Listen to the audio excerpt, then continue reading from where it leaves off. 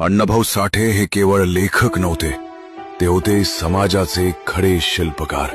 त्यांनी आपल्या लेखणीचा उपयोग मनोरंजनासाठी नाही तर परिवर्तनासाठी केला।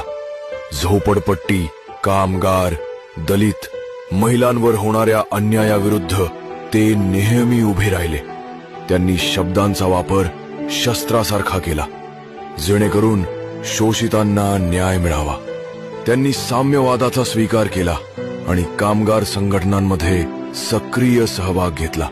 अण्णाभाऊंनी एकट्या मुंबईत 100 पेक्षा अधिक झोपडपट्ट्यात जाऊन लोकांना संघटित केलं। शोषितांना संघटित करा, शिक्षित करा आणि लढा, हा त्यांचा संदेश होता।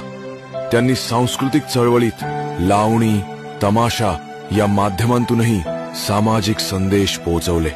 त्यांच्या कथा आणि गाणी ही फक्त कलेसाठी नव्हती, ती क्रांतीसाठी होती।